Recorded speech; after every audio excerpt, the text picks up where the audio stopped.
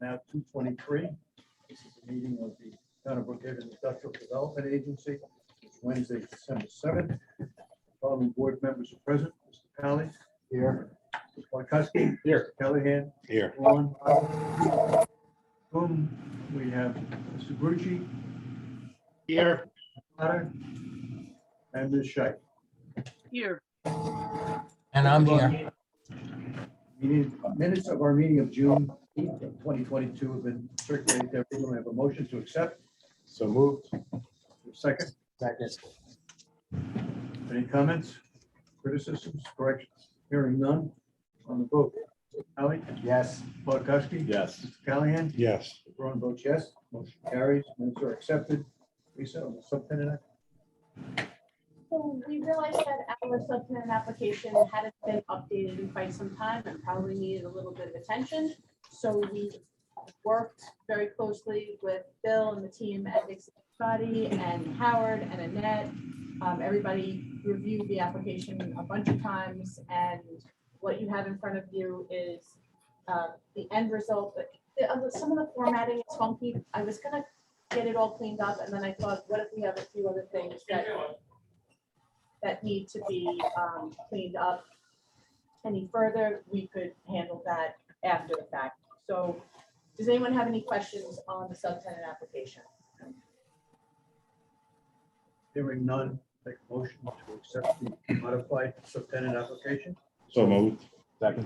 Thank you. Second, Thank you on the vote, Mr. Pally. Yes. Mr. Polakowski. Yes. Callahan. Yes. Ron votes yes. That motion. The business to be brought before the governance committee. In that case, I will entertain a motion to adjourn. So moved. Thank you. The second. Second. Vote. Pally.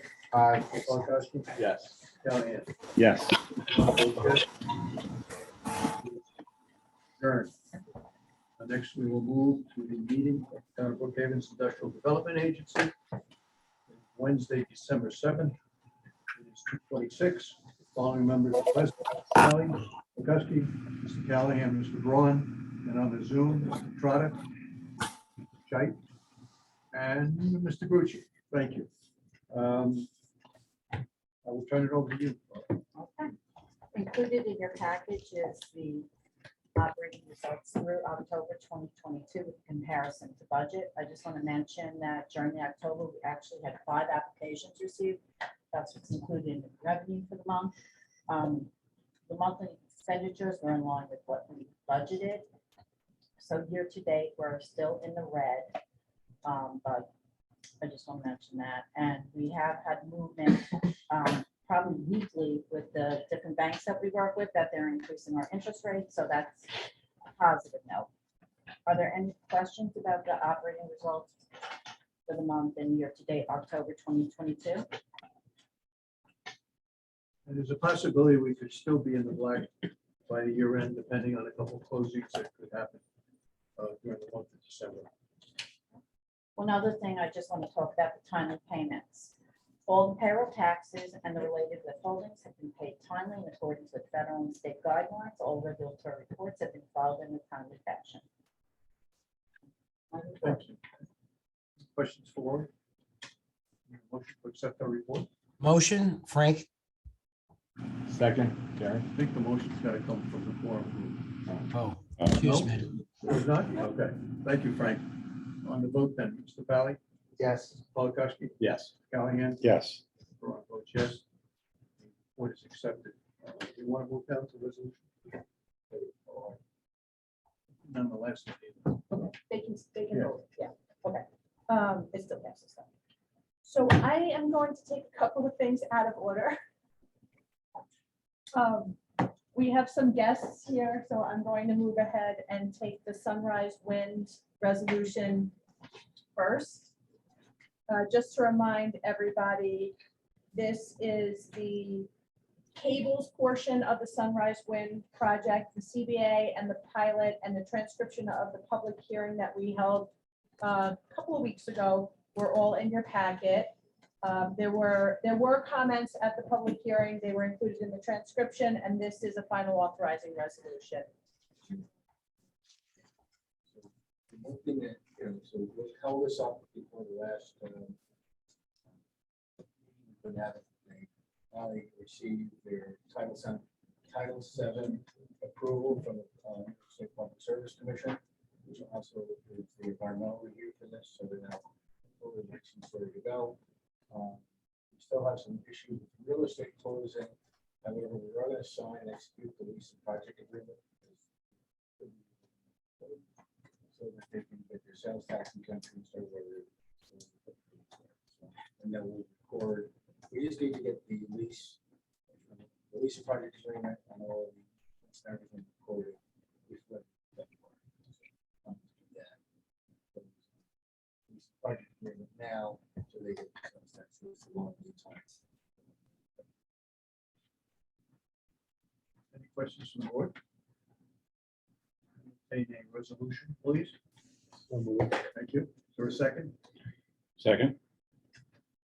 Thank you. On the vote, Mr. Valley, Yes. Paul Custer, Yes. Mr. Callahan, Yes. Mr. Prada, Yes. Shay, yes, Gucci. Yes. One votes yes, the motion carries. Thank you very much. Thank you.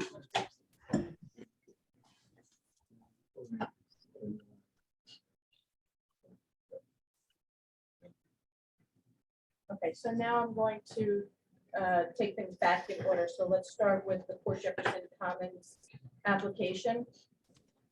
I think we probably have some guests to join. So this is a partnership with CDC and Conifer. This is like the Windcorm Commons project that we did and the Port Jefferson Crossing project that we did. They will have an equity partner joining also.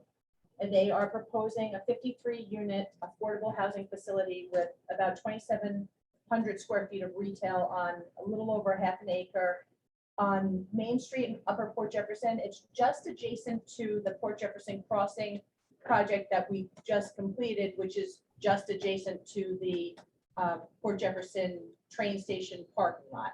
If that makes sense. So it's the parking lot that Port Jefferson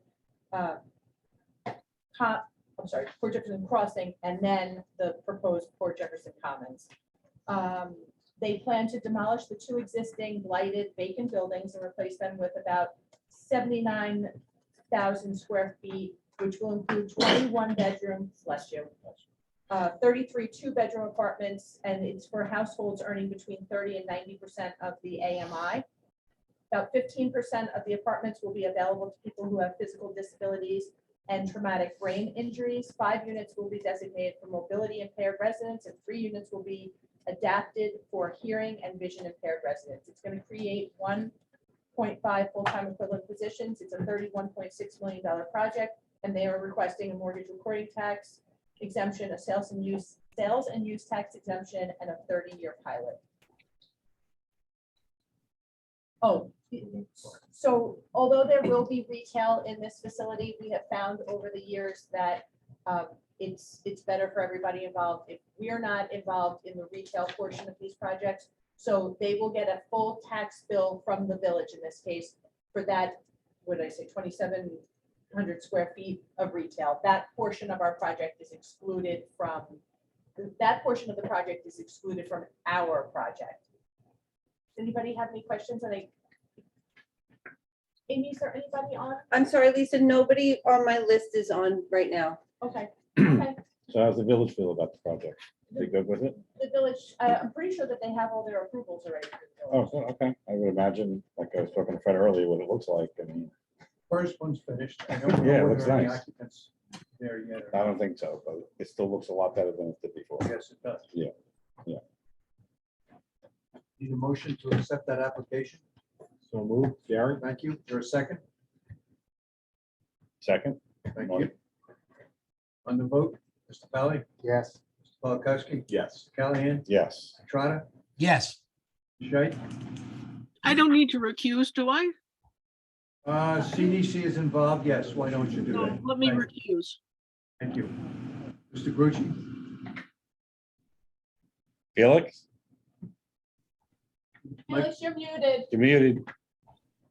Sorry about that. Yes. thank you. Mr. Braun votes yes.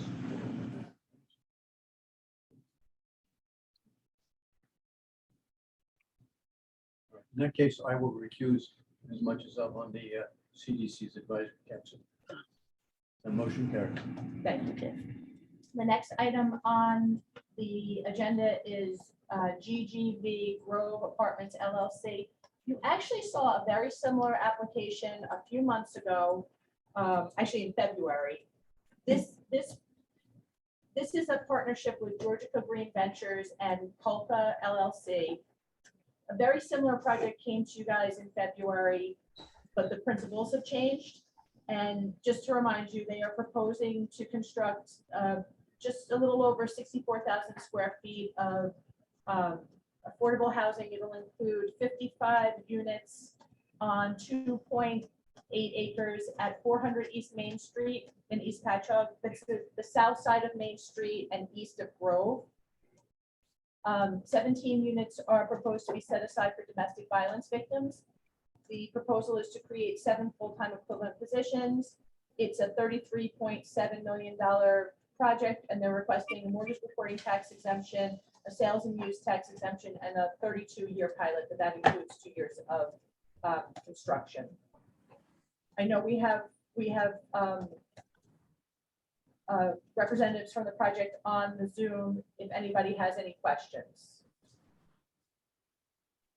Would the representatives of the project like to say a few words? Devin, would you like to begin? Sure. Devin Kolka, CEO of the Kolka Group. Want to first thank the board for hearing us today. We started this process probably 2 years ago when we started negotiating for the project, for the property. We had a good partner then. We've got a better partner in GGV now, and GGV has taken over NRP's position in the project. GGV is local and is the best when it comes to this, in my opinion. So, Dave, why don't you take it from here? I don't know. I might leave it at that. Thank you, Devin. And thank you, board and staff, for hearing our proposal.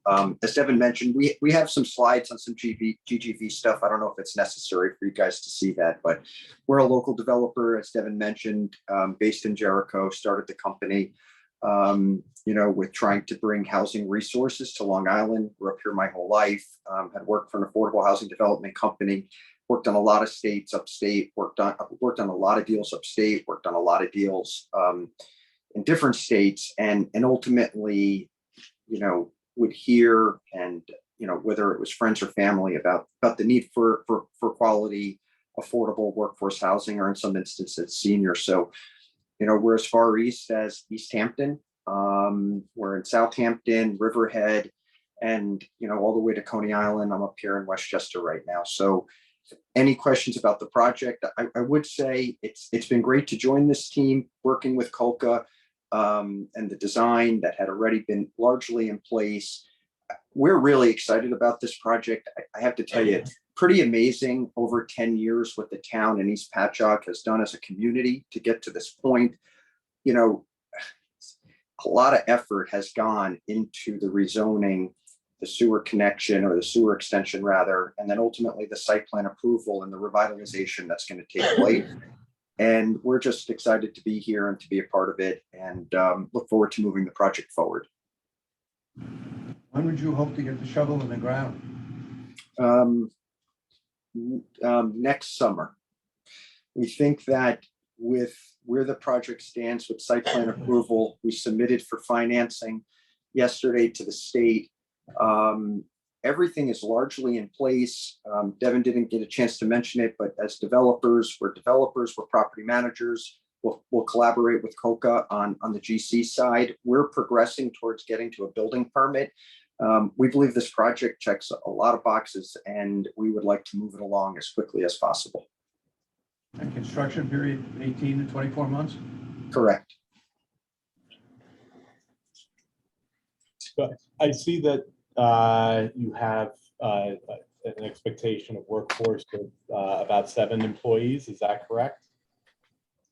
The Wait, hold on. I may have misheard you. Workforce when the property is stabilized or during construction? When it's stabilized, not counting construction.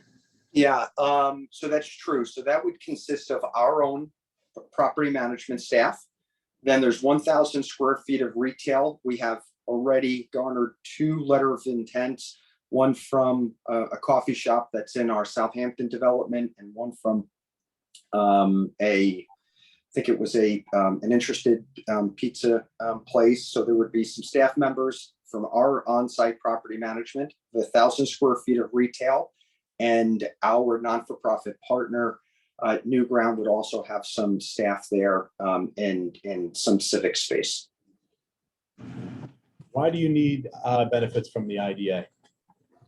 Without it, the project just wouldn't underwrite. So I often, we as a company are workforce housing developers. As I mentioned, some of the projects that we're doing, but like a workforce housing developer, you don't get an opportunity to buy land for any less. Architects don't come any less expensive. Construction costs are what they are. And to operate a building successfully, we can't ask the person, with the weekly lawn maintenance to take any less. But we do have rents, in this case that fit that middle income range. So without the IDA benefits and the support from all government agencies, state, Suffolk County, and then here at the IDA, we couldn't get to a project that would underwrite and be financially feasible. Any other questions from the board? Ask a question regarding, and I might have heard this incorrectly. You have some housing for battered women? Domestic violence survivors, that's Domestic correct. Violence. Could you talk a little bit about that? That interests me. So it did with me too. So during the pandemic, it had come to our attention as a company that it was one of the most impacted populations during the pandemic. And we have 2 projects currently, one in Coney Island and one in Westchester. This would be the first on Long Island. And we partnered up with New Ground, a non-for-profit that works with families that are in fleeing domestic violence or situations. And we would be working with families to move them into some families to move them into this community, into safe housing. And how does their rents work? Is it market value, or is there some kind of a discount for them? It's really very similar to the other rent base that we have. There's really no differential. Our rent range is from 50% to 90% of the AMI, going from memory. Matt Ardito from Georgia couldn't join today. He had an emergency, but they would fall within the same range. Okay. So what makes that housing different from the other housing that you're offering? Yeah, so those families, so there would be those 17 units or thereabouts would have their own set aside and preference for them. So when we would go to, and like any other development that we've done on Long Island with state resources and county resources, we would be doing a lottery. And that lottery would be for, in this case, the 55 units minus the 17. These 17 would be leased up by the non-for-profit New Ground. And that is largely the difference. Thank you. My pleasure. And any other questions after this particular hearing? By the way, it goes without saying, but if anybody would like to visit any of our properties in and around the area, we'd be happy to meet with any one of the board members or staff. We need a resolution to accept the application? Yeah, we do. All right. Motion. I'll make the motion. Is there a second? Second, Thank you. On the vote, Mr. Talley? Yes. Mr. Polakowski? Yes. Mr. Callahan? Yes. Mr. Trotter? yes. Shy? yes, Yes. One votes yes, the application is accepted. Thank you very much. Thank you. Thank you. Good evening. Thank you. Lisa, it's all yours. Okay, we have a resolution on the agenda for 10 Donald's Way. We had, just to remind everybody, this is a 140,000 square foot spec industrial warehouse proposed on 11 acres of vacant land. The CBA pilot and the economic and fiscal analysis was included in your packets. We had the public hearing, actually this morning, there were no comments. And this is a final authorizing resolution. And just to remind everybody, this is the first of an expected industrial park. So this is the first building. It's off Horse Block Road, and the Recklers bought it not too long ago, and their plan is to build a series of buildings, but this is the first application we've received. And I don't know if I said it, this is the final authorizing resolution. We're only taking property for this particular building. 11 acres, just this one, yeah. And council is on if you guys have questions for Guy Germano. Hello, Guy. Questions from the board? None, we'll take a resolution, please. So moved. Mitch, your second? Second. Thank you. On the vote, Mr. Grucci, Yes. Jay? Yes. Mr. Trotter, Yes. Mr. Callahan? Yes. Mr. Polakowski? Yes. Mr. Pally? Yes. One vote yes, that is accepted as well.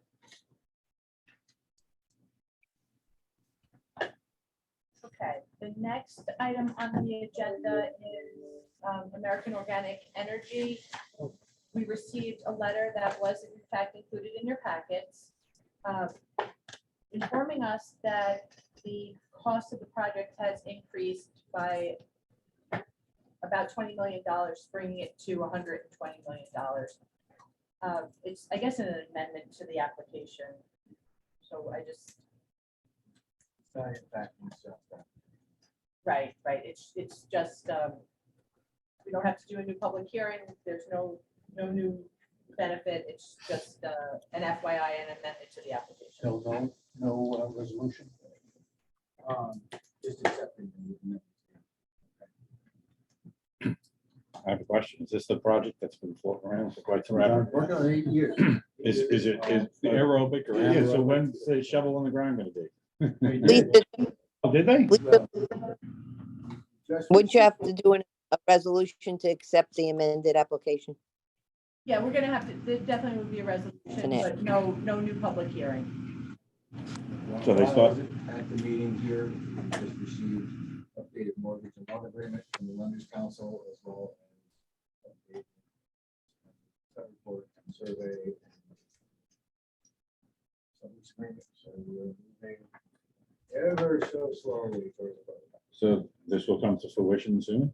Depends how you define Define it. soon. I mean, 8 years, that's how long I've probably been on the board, so I guess it's been going for a while. energy produces quicker than the.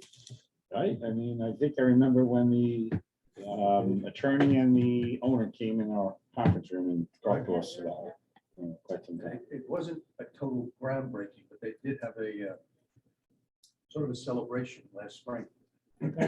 Like, with people expecting the shovel to be in the ground shortly thereafter, obviously, here we sit. Okay, all right.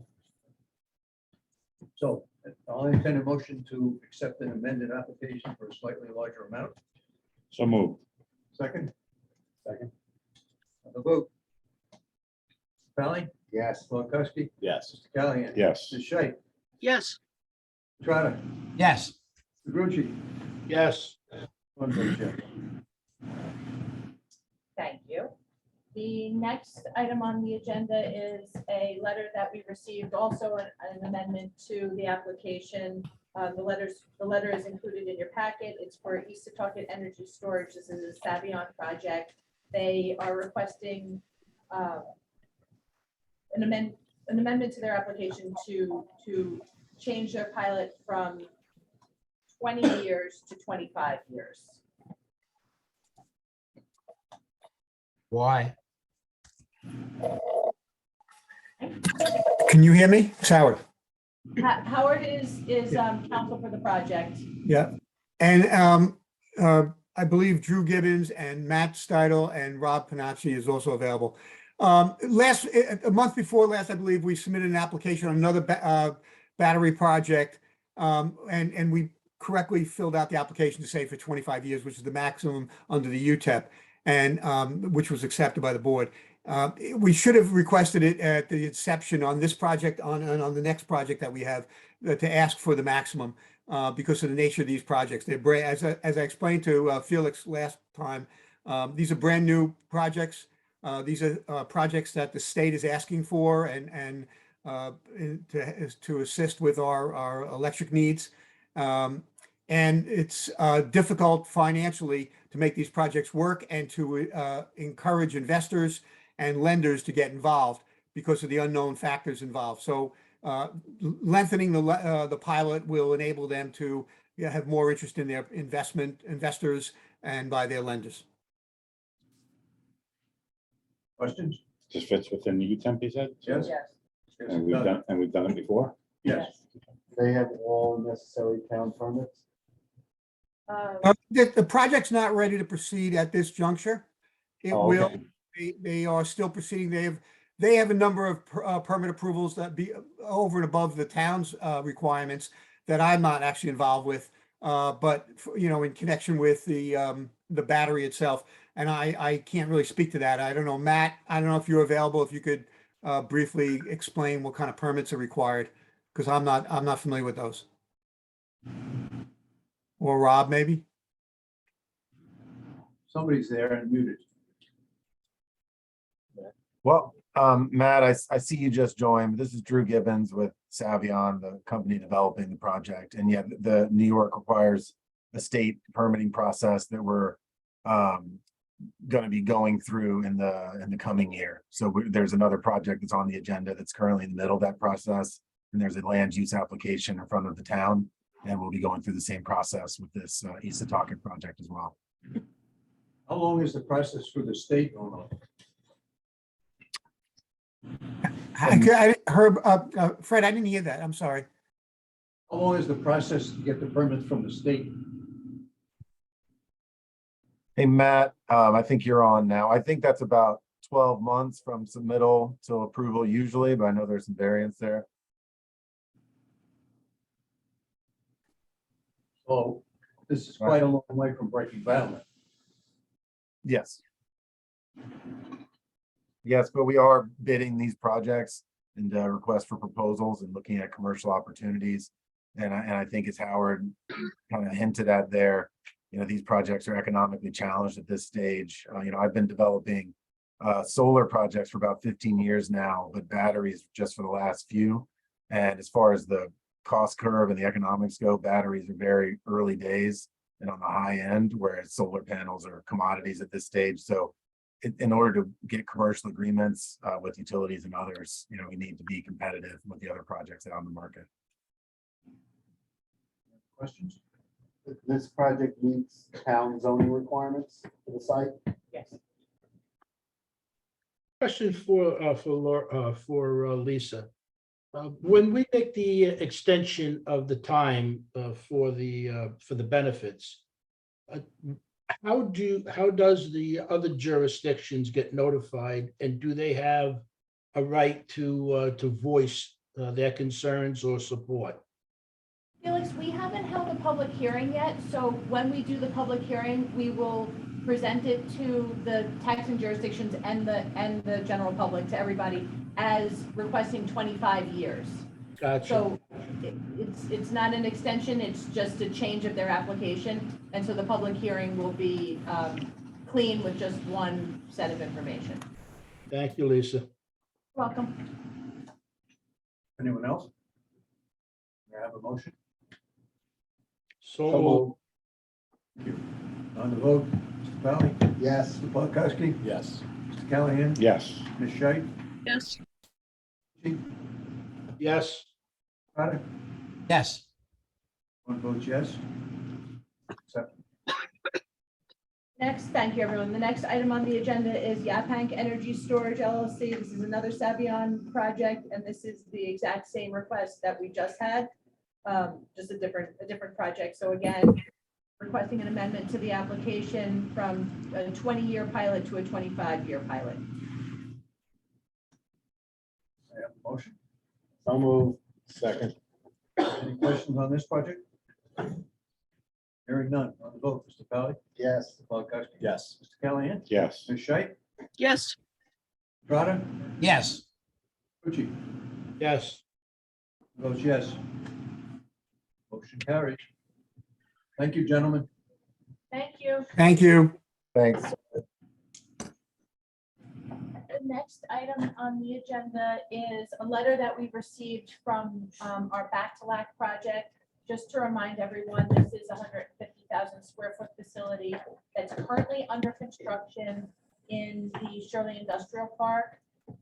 The expectation is that it'll be completed late spring, early summer of 2023. Back to Lac is a pharmaceutical company. And as the letter indicates, they're unsure if they're going to be able to utilize the facility and are asking permission to lease the facility. Fred met with their representatives last week. You wanna- Sure. I spent about an hour with the CFO, I think it was a week ago today. And what they have found is a significant decrease in the business. There were three basic businesses and they were contract packaging. Not the right term, but it's close. They make capsules, they make tablets, and they make blends, which are basically powders. And the way it was explained to me was that at the beginning of COVID, everybody ramped up because they were afraid they weren't going to be able to get product. And now that COVID is sort of on the down, people are working off some of that inventory, and consequently, their business is off significantly in each one of those ends of their business by well into the double-digit percentages, as well as their gross profit margins are down. Obviously, some of their costs are up. One of the questions I asked her was whether or not they'd laid off any employees, and the answer so far is no.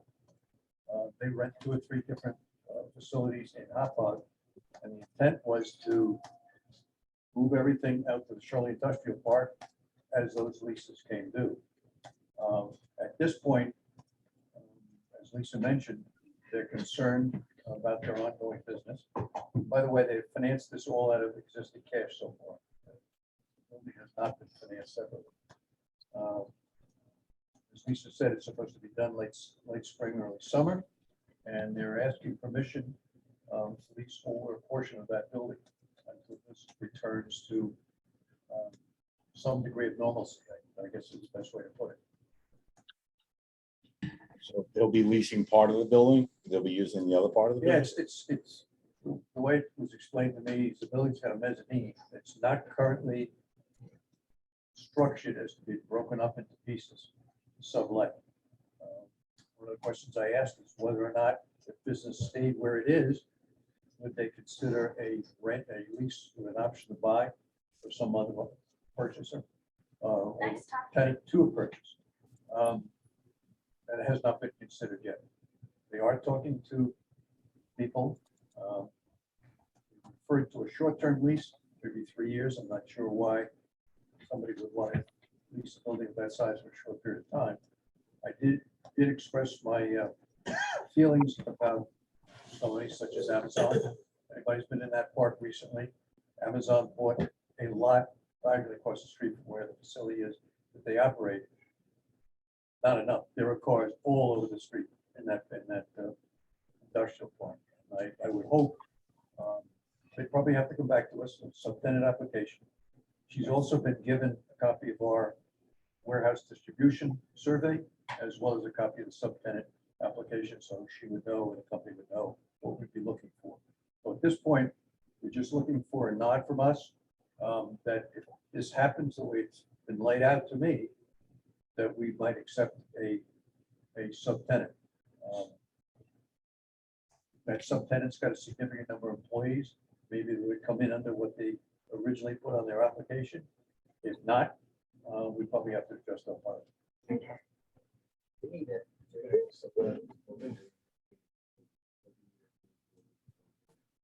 They were going to use it for warehousing. So I don't know if that makes a difference. It's drugs.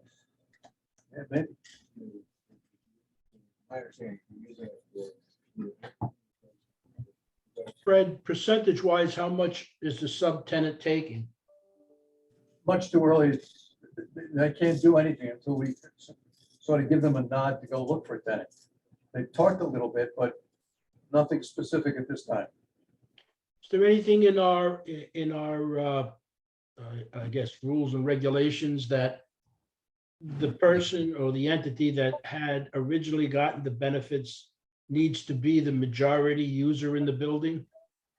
We respect it. If I may, not specifically, but indirectly, yes, because you have the right to say no to any subtenant.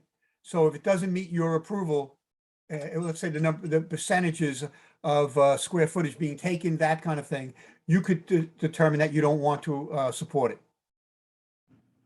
Have we ever done that in the past? I don't know of a similar situation.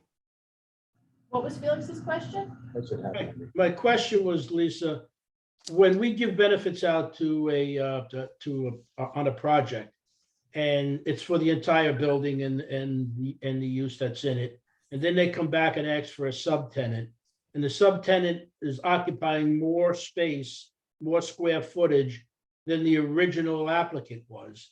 And I asked, the question that I asked was, have we ever done that in the past, or is there something that prohibits that from happening in our UTAP or anywhere else? I don't think that we've ever had that happen, but we, obviously, we have quite a few spec buildings where the company that we're dealing with is not going to have any presence in the building. But we knew that on the front end. I don't think. And your Go ahead. pilot's different. Well, and that's the other thing that I wanted to mention. When we support a project, let's just say like Back to Lac, as they originally came to us, we gave them a very aggressive pilot. In part, I think the logic is that they will be using that facility for themselves. As we've been getting all of these spec building applications, the board decided to go with a different pilot structure. So one question that I have for the board is, if Back to Lac ends up leasing this space to a third party, do we want to adjust our pilot more to the spec building formula that we've been using? So yes, I right. think we should. I think we should, if it's not the same tenant. Same thing. Is the intent that the subleasor, unless the one is going to be the one meeting the job requirements? Because obviously, Bacalac is not going to meet the job requirements. So who is? Well, the subtenant would be the one meeting the job creation numbers, but that's true in our spec buildings also. Right. My fear is that one of the spec buildings is gonna say, oh, so if we had told you that we were gonna use it and then changed our mind, you would have given us a more aggressive pilot. So that. No, I understand that, because you want to be consistent. Yes. Yep. And what is happening here is that this is becoming a spec building. Yeah. Inadvertently, Yeah. whatever terminology I you don't want think to they're happy use. about it. Right, and so we have to provide this situation with the same benefit we had with the spec buildings, otherwise, you're right. Someone Somebody else will is game the gonna come. situation and do it Yeah. this way without. And you can always say that if they do a 3-year But- lease, at the end of the 3 years, they're back in 100%. Right. Go back to the Yeah. original. Right. What would Mitch, you say, Al? Mitch, am I correct that your question or your issue is, what about the job creation? I think you have to assume that there'll be, ignore the job creation during this subtenancy period for the original company and make them and lock them in for a new job creation for the subtenant and take that into consideration. Especially if the new tenant's going to be a warehouse, it's going to be a lot less employees than the manufacturing facility was going to be. Well, but it's also gonna be a situation where we won't know what the job creation numbers are gonna be until we know who the tenant is gonna be. What is she saying? One thing has nothing to do with the other. Ned, you're not muted. Yeah. Nod. All right. I think she's saying it's, And that you're coming through on the IDA meeting. yes, the dedication is complete. There you Yeah, all go. right, good job. Thank Good you. job, Amy. Okay, technology. Back to the. Lisa? company. Lisa, how do the pilots differ between the two that you were saying one's more aggressive than the other? Typically, what we do for a back-to-back type company where they are going to be the user is we give them land-only property taxes for a period of 10 years. In the spec scenario, we were giving them a pilot that increases 10% per year until they reach what we estimated full taxation will be. So it's a gradual increase towards full taxation for the spec buildings and a flat land only for the owner occupied. So this spec building is paying more. Yes, I was gonna use the word significantly more, that may or may not be true. They're clearly paying more. yes. Well, let's go back to Mitch's question, because I think that's a good one also. I mean, when and if we give benefits out to an applicant, you know, we look at job creation. That's one of the things that we're trying to create here. And it comes in, the applicant comes in and says, I'm going to provide 50 new jobs in the town of Brookhaven. And we think that's a good thing, and we give them the benefits. Then they come back and say, well, we're not going to use the whole building. We're only going to use a small portion of it. And the tenant now, the subtenant, is not going to have anywhere near that kind of job creation. How do we reconcile that? We won't know that till we get the subtenant application and we find out who it is that, and how many jobs. It's possible that the flip could happen. They could have more jobs than. I understand that.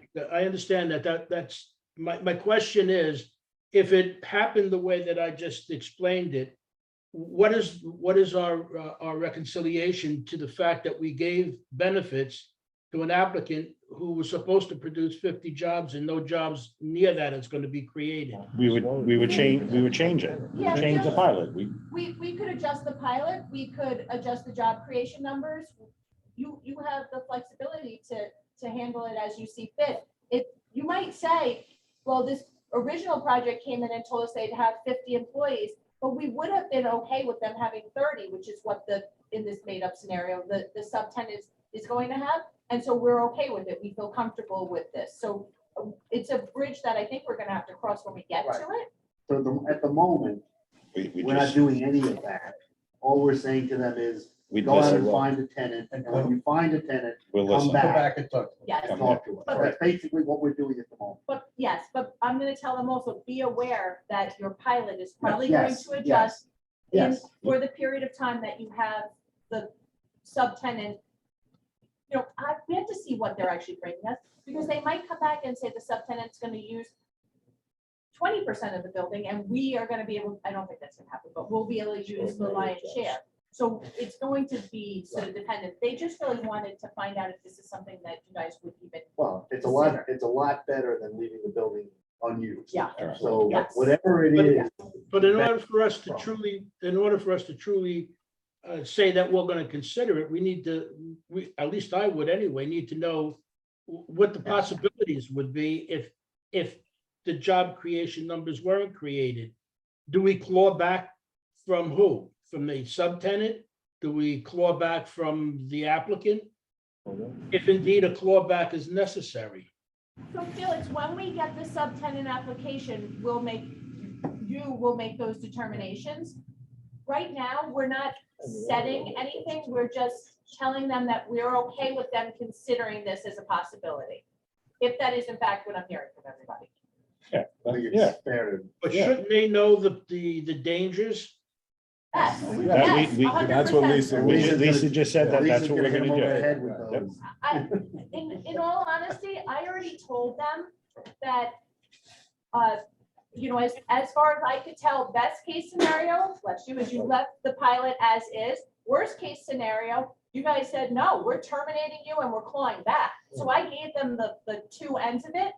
And then I also explained the middle ground, which is sort of the spec building possibility. But I've explained to them all this, and I will explain it further and also tell them that the job creation numbers, that's going to adjust things depending on their potentially could adjust things. And Well, and that may have an impact on who they sub. Yes, Right. yes. Is knowing that we are concerned about the job creation Yeah. numbers, and that may have an effect on who they select, but we won't know that until we know that. And the type of jobs. That's correct. Yeah. So, excuse me. Wage or higher. Go ahead, Frank. Yeah, just to reiterate here, just to make sure I clearly understand, all we're doing today is allowing them to go out and seek a tenant. They'll come back to us and we will make that determination at that time, and that's it for today, correct? Correct. Correct. Perfect. Okay, we had a lot of discussion, so I just want to make sure. Thank you.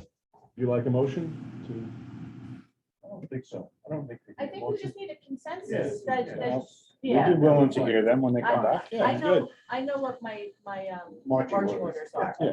Howard, did you have any questions? No, thank you. Okay. Howard just wants us to move off of this one, right? No, why?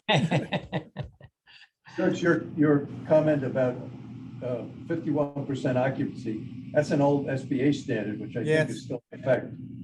And sometimes some of the banks. Okay, We'll see what we get when we get it. right. Yes. Okay, the next item on the agenda is the 2023 meeting schedule.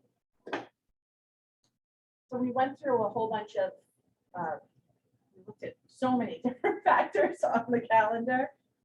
Does anybody have any issues with it that they see now? It's gonna change monthly That's anyway. exactly where I was going. It doesn't make a difference. What's the preferred time? Well, for somebody who's being retired, Again, again, again, okay. You can't speak. My preferred time is always the morning. thank you. I agree. That was me as well. But Gary? somehow it changed. Thinking for me and Annette. There you go. He's I right. like the latter part of the day. Frank? I'm flexible. Okay. Emery? I like morning, I like midday, I like afternoon. I So I you're, prefer morning, but if that's a real downer for Felix and Annette, Or maybe you can mix it up. I can. Morning being 8 o'clock? Or- maybe. We did used to do 7:45. That was because there was always one guy who was late. We didn't tell him 7:45, he'd never show up by 8. Try to mix it up, maybe. I don't know. Yeah. 1 month, one Well, thing, 1 month And another. then somebody will forget whether they're on the even month Yeah. or the odd month. All right, we will, back to you on that. Felix, would you feel better about 9 AM than 8 AM? If we can sorry? if we can still conduct business via Zoom, 8 versus 9 doesn't matter to me. It's just that, I have certain commitments that I got to take care of here in the mornings that doesn't require me to leave the house. As long as we get 4 people here, 4 board members here, we're good to go. Go ahead, Emery. Going back to 8? No, we don't know what we're doing yet. Well, at least lock in the dates. Did everybody look at the dates? Do the dates look? They're as good as any. Yep. Yeah, there we go. For now, they're fine. You guys wind up changing and then. Occasionally, we do have to change. Yes, You correct. and Yeah. Felix. All right. Okay, so we need a motion. So moved. Second, Second. And vote, Mr. Trotter? yes. You're muted again, I think. Emery, Yes. Grucci? Yes. Callahan? yes. Mr. Pankowski? Yes. Mr. Pally? Yes. Braun votes yes. Okay, so the next item on the agenda is the subtenant application. So our governance committee approved it. It does need some formatting. There's a few things that need to be cleaned up on it, but I think council calls that adopting it form and substance or something like that. Subject to such changes as.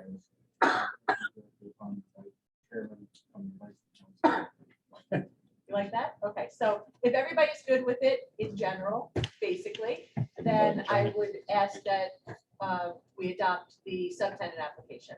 So moved. Second. Thank you, Frank. With those qualifications? Yes, Yep. yes, okay. Vote, Mr. Callahan, Yes. Polakowski, Yes. Scully, Yes. Mr. Grucci, Yes. Jake, Yes, Mr. Trotter. Yes. The forum votes yes, submitted application is accepted. Question as you receive the material for these meetings. I guess yesterday or the day before, Jocelyn sent out a whole batch. You prefer to get them like that? You prefer to get them in small batches, like 3 or 4 at a time? And then at the end, send another one showing everything? If you get them the last minute, I understand it's a lot of reading, but how do you prefer to get the material? Well, I would prefer not to get up. Just give me the packet with everything in it. Just Okay. all in one. All in one shot. It gets It's me, confusing. because that's just me. Even if it's the day before, you're okay with that? Yeah, because then the morning of, I would read it before. Well, we try to get everything to you the week before, Correct, but things change. and then things do change, so the final packet comes out the day before, but we try to just let you know, like, this one thing was added, that's got a slight change. Maybe you send the full package a week before and then maybe come in to send that as an amendment. Just the amendment, maybe the amendment Yeah. instead of everything. Okay. We The could, most important thing is the agenda. Yeah. The earlier you can get the agenda to us, okay, the better it is, because at least then we know what is going to be coming. okay, Then if there are changes to the documents, that's different, at least you know the item is coming. sometimes the agenda changes. No, I get it, but, yes, I get it, but, you For know, example, what Josh sent out last week and yesterday, which was added to the agenda, was American. right, right, So that's the kind of thing we could send it out almost like black line to say, right, here's the new thing. right, And the guy yesterday, I already printed out, like, oh, I gotta print it again. Here it's right, which you don't want to do. Right. Do you want to say anything or do you want to talk about that later? We'll talk about that later. Okay, that's fine. Anything else to be brought up before this August group? I don't Well, have it. if I could say one thing, Yes, Howard. I'm sorry I'm not gonna be able to join you all today. I missed those dinners a great deal. But I want to wish you all a happy and healthy new year and happy holidays and wish you well for the new year. Thank you. Thank you, Thank Howard. you and your family. Thank you. Thank Happy you. holidays, everyone. and I, And I'd a like hel- to say and a the healthy same as- one. I'd like to Right. say the same as Howard. You will be very happy that I'm not there and infecting you with whatever I have, but at least it's not COVID.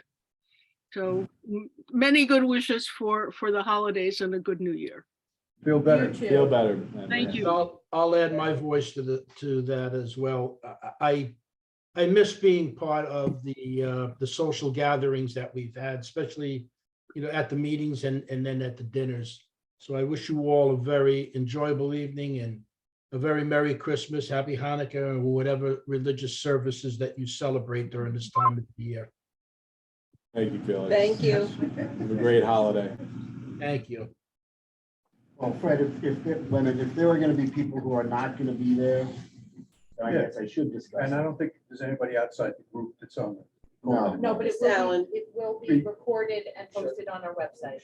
Yeah, shut off the report. Okay.